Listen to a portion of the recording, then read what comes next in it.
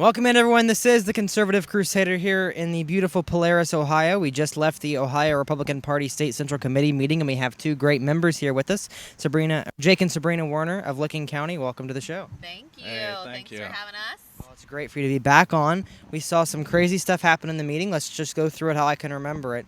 There was unanimous votes for mostly everything. I don't think there was anything contested, at least publicly. First, a vote no on issue 1 and 2. What are your thoughts on that whole process there? Well, actually, I think I'm kind of surprised that we passed the vote no on legalizing marijuana. I was kind of surprised they brought that forward, and that it was unanimous. Obviously, we're against legalizing marijuana, but I thought these folks that know how to debate everything would be weak on this. But so that was good, and then unanimous on the vote no for November for the voting against the, a vote no is to vote against the Democrats' late term abortion stuff and mutilating children, and it's really radical, nasty thought process of what they're trying to push. So yeah, it's pretty good. I was glad to see that unanimously across the board we don't want to legalize marijuana, but I would also say that currently right now marijuana is legal. Regardless of what we're saying, I think it's great as a party. We're saying we don't want it to be legal. However, if you go to any community right now, I think you'll have officers tell you that prosecutors are not prosecuting this. Officers are not arresting for it. We've had many issues in our county locally in Licking where there are people that are smoking marijuana constantly. And the cop out right now is the medical card, right? It's medical marijuana, so they're able to do it. And so I am glad the party is saying that, hey, we don't want to legalize this. I think we have a bigger issue, though, that it's already legal. And there's also drugs on the street that are legal. They're not arresting even for methamphetamines. It's a slippery slope that we're in. So I think the resolutions are good. I'm glad that we are doing the resolutions, but I would like to see a little bit more meat happening inside the party as far as saying to our prosecutors and to our local communities, you guys need to start prosecuting these things because enforce the law. Yeah, enforce the laws we already have. Yeah. Yes. And then as far as the vote no in November, again, I think right now it's definitely about an abortion issue, but it goes much deeper than an abortion issue. It really is about the fact that we are coming up against parental rights right now. They want to take away every parental right that you possibly can take away in Ohio. And anyone who thinks that that's not coming down the pipeline, it's already here. It's in our schools. It's happening inside the justice system. It's happening inside CPS. It's happening inside with our judges and our guardian ad litems. They really are not looking at the child's best interest. They're looking at how they can continue to cause dysfunction because dysfunction gives the government money. It's profitable. It's very profitable to keep kids in dysfunction. So yes, abortion is a big deal for November, but it's more than just abortion, you guys. It's literally about taking away parent rights and keeping children in dysfunction so that these systems and these programs can make money off of the kids. Absolutely right. So we also saw, speaking of the kids, a tabled motion for partisan school board races and endorsing an R and a D vote on the school board races. It was tabled, so there wasn't really a chance to vote on it. What are your thoughts on that whole process? I feel like there's a better way to go about it, but that's just my thoughts. What are yours? I think we have to weigh in on these nonpartisan races. There's no question. We can't mess around going, school board is nonpartisan, so let's sit this one out. That's what some county party chairmen have been doing, and the Democrats are eating our lunch doing that. So we have to get involved. I'm not sure if putting an R and a D by their name is going to solve that. Because, one of the points is, like Shannon Burns made is, he lives in a Democrat area, where you put an R, that's a guaranteed loss. So there's those areas. I think it can't be statewide. But one thing we kind of all agreed on is that we all need to get involved in school board races and township trustees and village councils. So now, is that through money, or do you think there's other ways we can go about that as a party? Because I know the money situation isn't the greatest as well. So. Right. Well, I think we have a lot of resources, so hopefully it will come along with providing the resources. The party has access to the database. If we could help local candidates pull their lists of the voters in their district, I think that would help majorly. And then if in some of the areas like ours where, in Licking County, if you put an R in most districts besides our school district, you're probably going to win.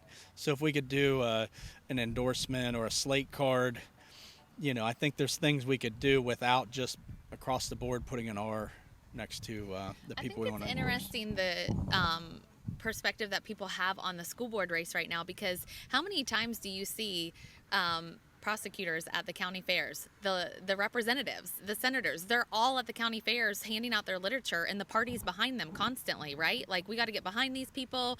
And we saw what happened with the Blue 22. We got behind a Republican legislation as state representatives, and they turned their back on us. But yet we're not going to pull out all the stops for local party or for local school board. And Jake and I are not necessarily a big fan of the local school board right now at all. There's a lot of issues that come with the school board, but it also is very eye-opening to me that you have the Republican Party who's not really being boisterous about getting behind the school board. So Right. I see both sides of it. Shannon stood up, made a really good point, but it's really interesting to me that we haven't in the past said, hey, red flag, we got to get behind these school board candidates that are more conservative, because they're literally teaching our children really radical stuff. I mean, can you imagine if we all decided that we wanted to bring a Bible back into school, or the 10 Commandments right now?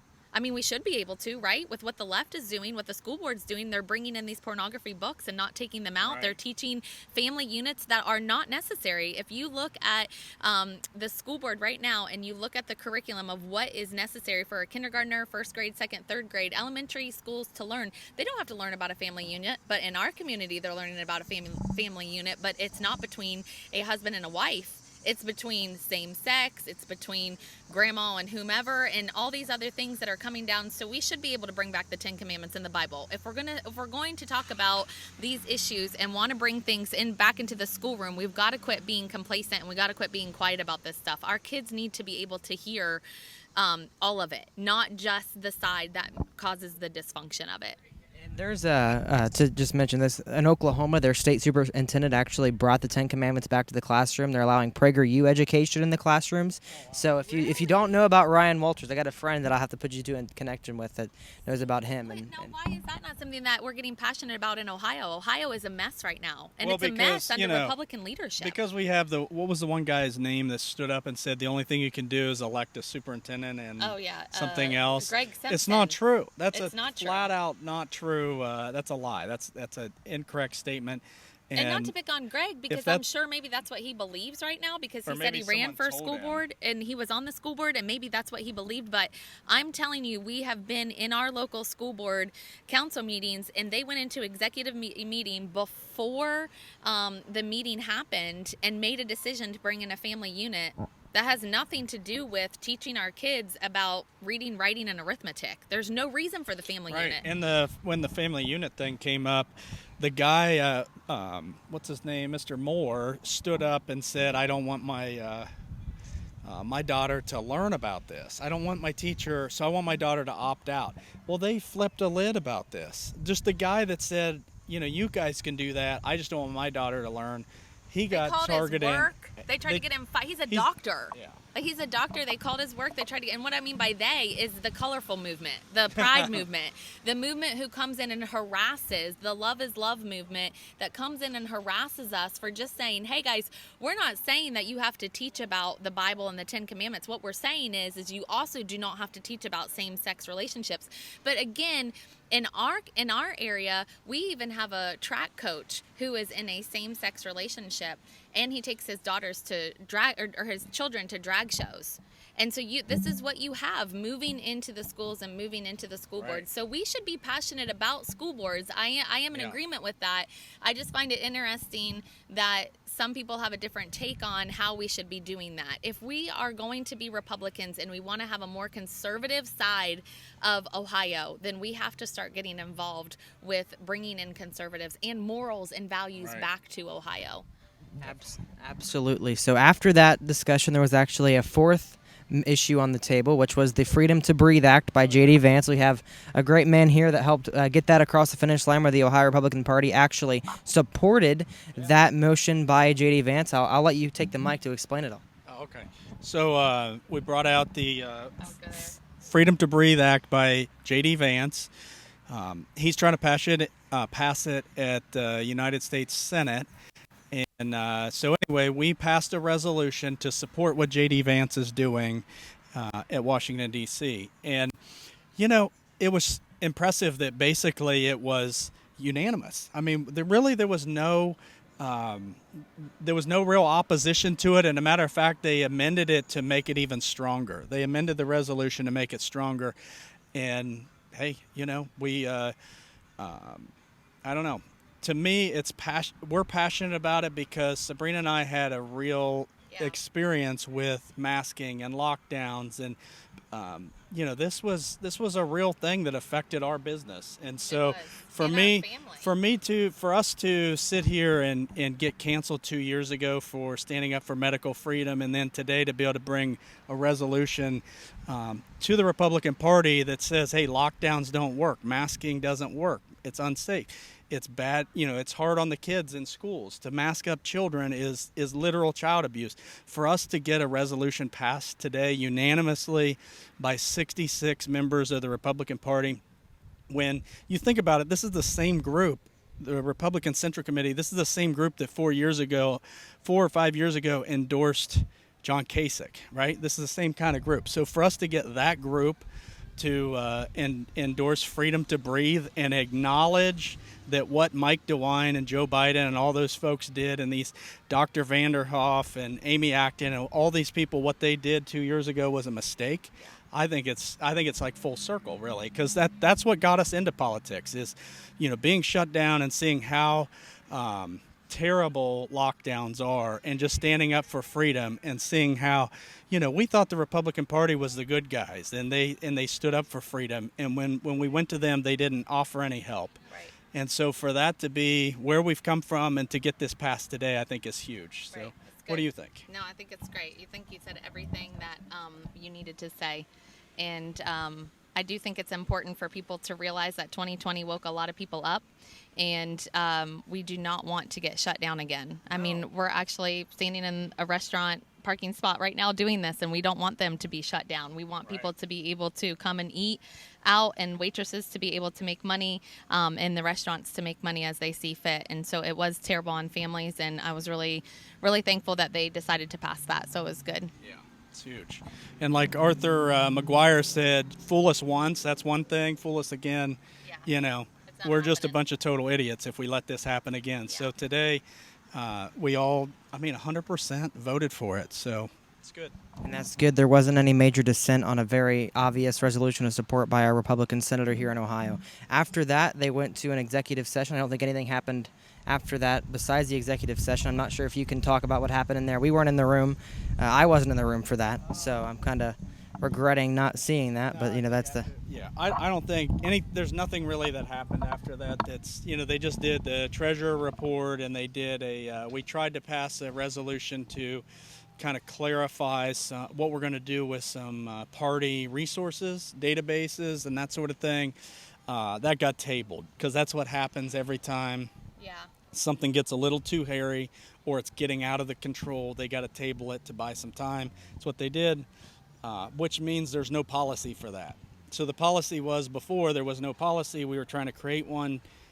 There's no policy, so it's basically a free-for-all with those resources. And so personally, I think what's going on right now with the resources is that the Republican moderates didn't realize how much the conservatives, we're called radical conservatives, right? That the conservatives are really tired of what happened in 2020. And so we came out from behind our jobs, from behind, you know, our equipment that we're running, our family, and we said, hey, we're going to make sure this doesn't happen again. And so what I mean by they, the moderates, the swamp, the people that think they're in charge right now, want to make sure that us radical conservatives are calmed down a little bit. And so today the executive session was fine. It just shows me, and I hope shows them, that we're not letting up. We do not want any more type of tyranny acts at all in Ohio, in the United States, period.